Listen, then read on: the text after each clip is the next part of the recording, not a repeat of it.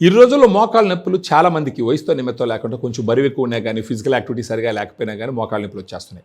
ఫటఫట సౌండ్లు రావడము, ఉదయాన్నే నిద్ర లేచిన వెంటనే నిలబడడానికి ఇబ్బంది పడడం, కొంచెం దూరం నడిచిన మోకాళ్ళ నొప్పులు రావడము, మెట్లెక్కిన మోకాళ్ళ నొప్పులు రావడం జరుగుతూ ఉంటుంది.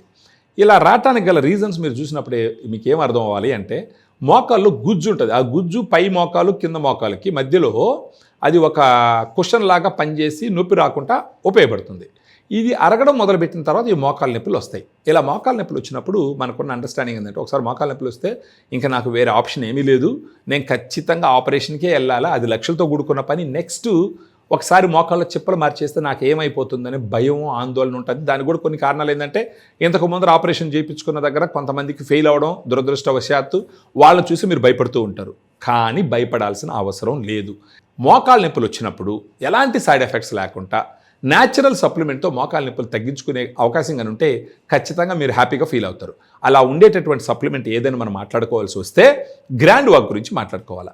గ్రాండ్ వాకు దాంట్లో 8 రకాల సప్లిమెంట్స్ ఉంటాయి. Glucosamine 1.5 grams, chondroitin 1.2 grams, curcumin 1.5 grams, collagen 40 mg, boswellia serrata 250 mg, piperine 15 mg, pinus gerardiana bark extract 100 mg, vitamin C 80 mg. 8 రకాల సప్లిమెంట్స్, 7.5 గ్రామ్స్ పౌడరు, ఒక 250 ml వాటర్లో ప్యాకెట్ ఓపెన్ చేసి పౌడర్ పోసుకొని ఆ తర్వాత ఉదయం కానీ మధ్యాహ్నం కానీ భోజనం తర్వాత దాన్ని తాగుతూ పోయినామని అనుకోండి, ఒక 3 నెలల్లో మోకాళ్ళ నొప్పులు మీకు సిగ్నిఫికెంట్గా తగ్గుతాయి. సిగ్నిఫికెంట్గా తగ్గుతాయంటే చాలా సిగ్నిఫికెంట్గా తగ్గుతాయి. దానితో పాటు మీకు ఎప్పుడైనా మోకాళ్ళ దగ్గర నొప్పులు వచ్చినాయి అనుకోండి, ఏం చేయాలా, ఈ డైక్లోఫెనాక్ జెల్స్ ఉంటాయి, అవి అప్లై చేసుకుంటే సరిపోతుంది. అంతేగాని పెయిన్ కిల్లర్స్ తీసి లోపల వేసుకోకూడదు. ఇది నేను చెప్పట్లేదండోయ్, కొన్ని మెడికల్ గైడ్ లైన్స్ చెప్తూ ఉన్నాయి. ఇలాంటి సప్లిమెంట్స్ వాడుకుంటూ బయటను అప్లై చేసుకునే కొన్ని పెయిన్ తగ్గించేటటువంటి జెల్స్ కానీ అప్లై చేసుకుంటే మోకాళ్ళ నొప్పుల గురించి భయపడాల్సిన అవసరం లేదు. దాంతోపాటు కొన్ని ఎక్సర్సైజెస్ చేసుకోవాలా. ఆ ఎక్సర్సైజెస్ ఏంటి అంటే, మీ తొడ కండరాలు గట్టి చేసుకోవడము, కాలు కింద కండరాలు గట్టి చేసుకోవడం వల్ల మోకాళ్ళ నొప్పులు తగ్గుతాయి. చాలా రోజులు మోకాలు అరిగిపోకుండా ఉండేదానికి అవకాశాలు ఉంటాయి. కానీ వచ్చిన మొదట్లో ఆపరేషన్ పోయేదాకా ఎందుకు వెయిట్ చేయాలి?